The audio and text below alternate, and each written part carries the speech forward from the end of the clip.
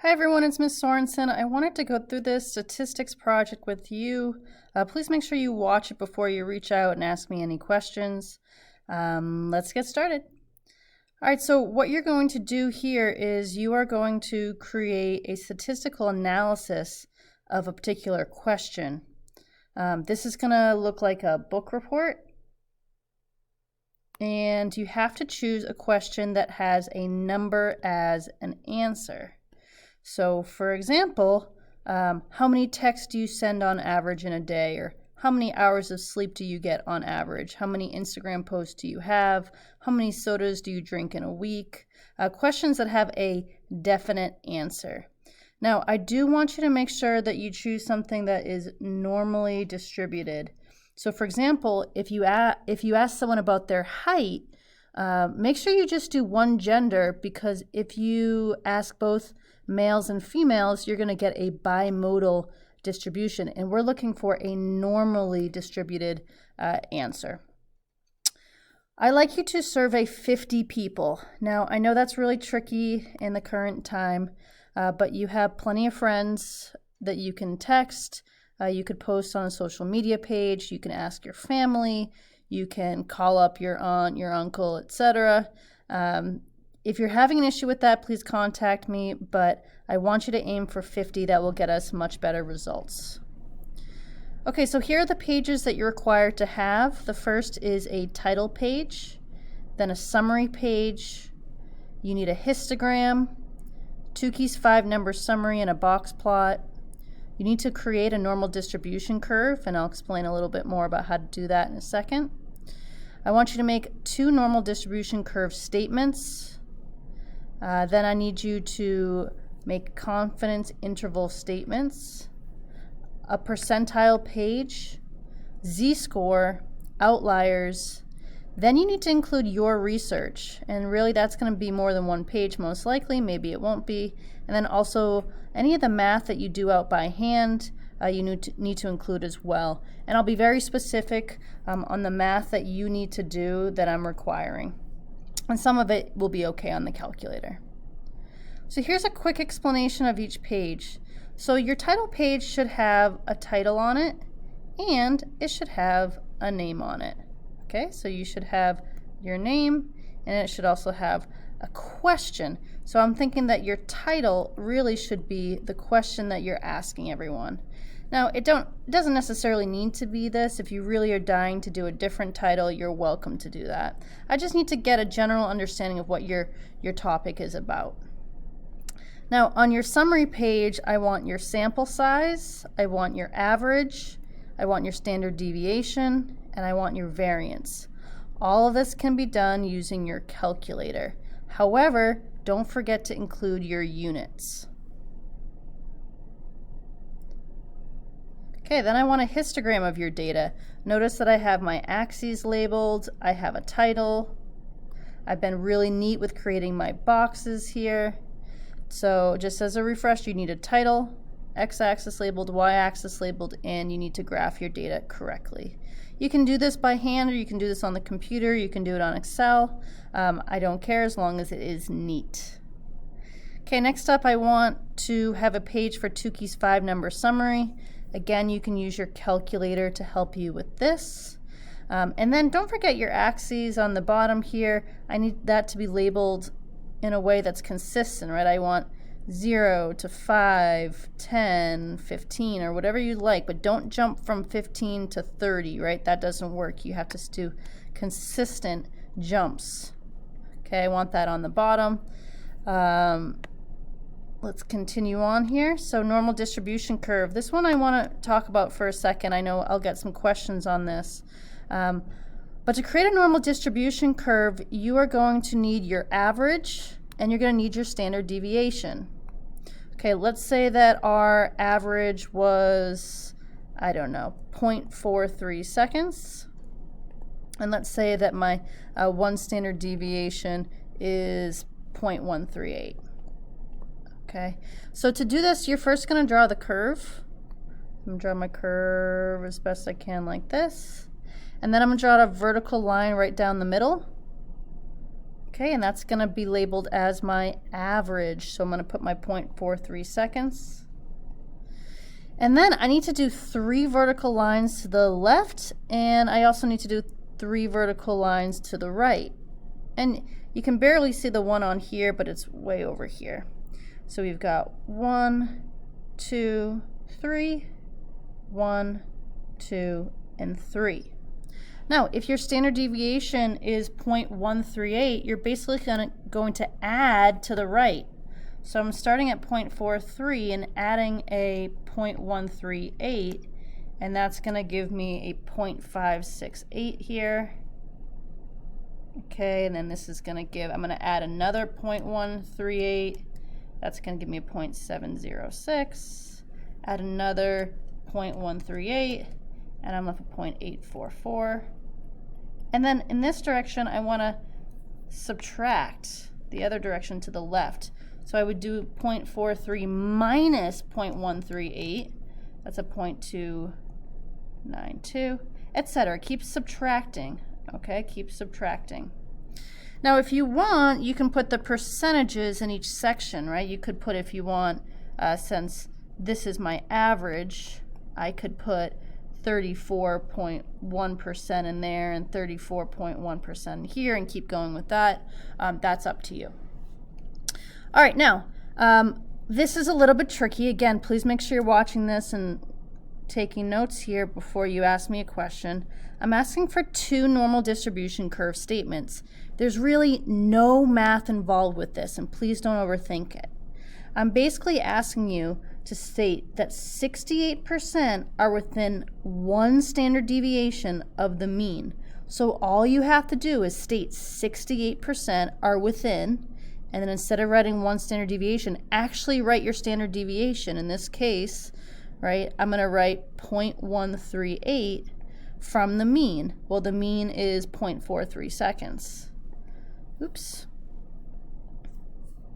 0.43 seconds. Okay, so looking back at this picture up here, okay, what we're saying is that 68% is within 0.138 of my mean, right? So it's 0.138 in this way and 0.138 in that way.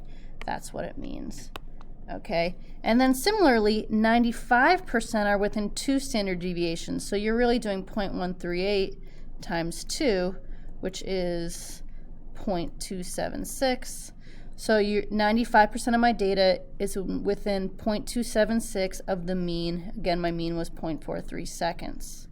Okay, and if we go back to this picture here, we're talking about this much. We're talking about 2 standard deviations to the right, 2 standard deviations to the left. That's 95%, and that means that 95% are within. That's giving you that range plus or minus 2 standard deviations. All right, next up is confidence intervals. You need to use this formula right here. And I'm asking you for a 95% confidence interval, so you know that your z has to be 2 in this particular case. You should know your standard deviation, you should know the number of people that you've sampled, and you should know your average. And I want you to write this out as a full sentence. I'm 95% confident that the actual population average for reaction time, or for whatever you're surveying here, is between blank and blank. All right, this gives you 2 answers because of plus or minus. All right, percentile page. I want you to choose 2 percentiles. I chose the 90th percentile and the 10th. I don't care what you choose. You need to, and this is a lot of math required here, but you need to order your data from lowest to greatest.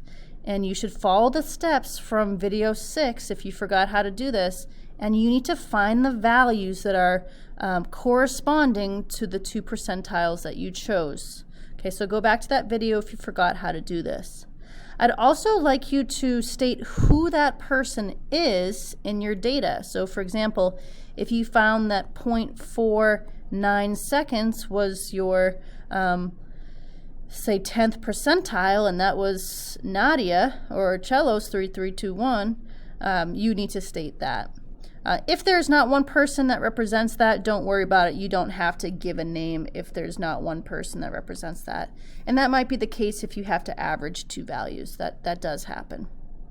All right, next up is z-score. Calculate your z-score, and it's okay if you included your data in your 50 samples. That's totally fine, but just use x as your value, x bar is your average, you know your standard deviation, so calculate your z-score.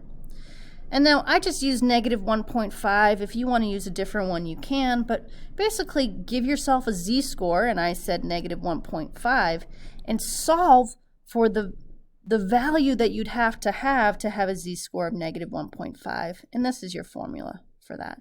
So really two different steps here for z-score. One is solving forward when you find the z-score. The other one is saying, hey, if I have a z-score of this, what's my reaction time? Or what's the average number of shoes? Okay, whatever you're choosing. All right, next up is I want to know the outlier range. What I mean by that is a range saying anyone who has something that's less than this or greater than that is an outlier. And I would like you to use this formula for that, not the z-score method. You should also state if any person in the sample group is an outlier.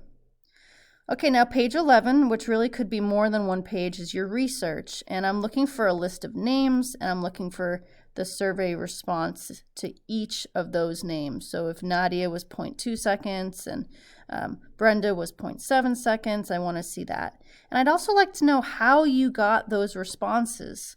So did you text people? Did you Instagram? Did you Facebook? Did you use Snapchat? What did you use?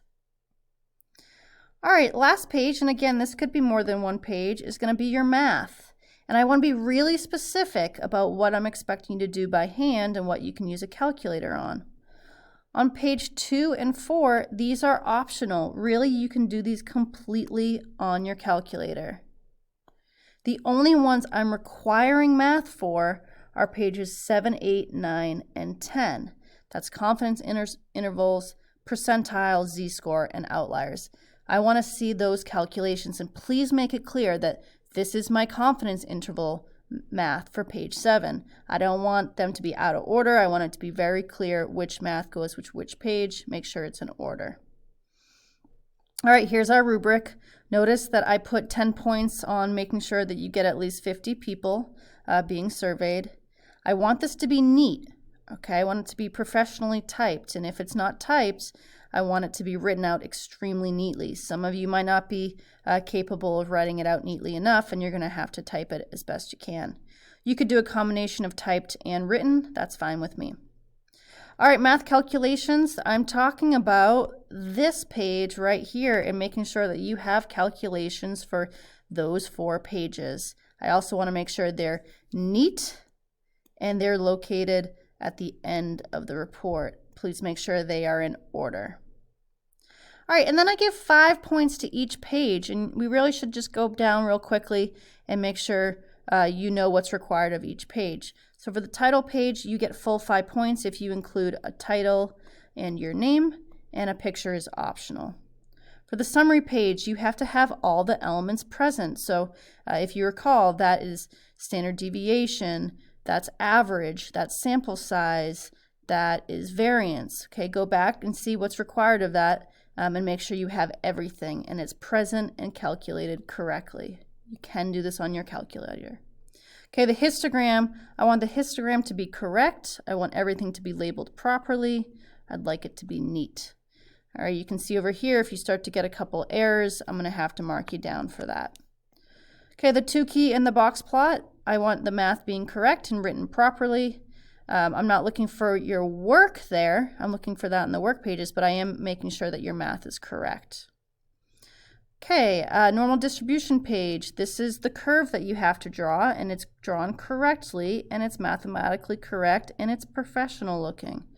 Okay, if it has errors or looks messy, I'm going to knock you off for that. Okay, and then I'm asking you for 2 normal distribution statements. That's like saying 68% of the data is within 1 standard deviation.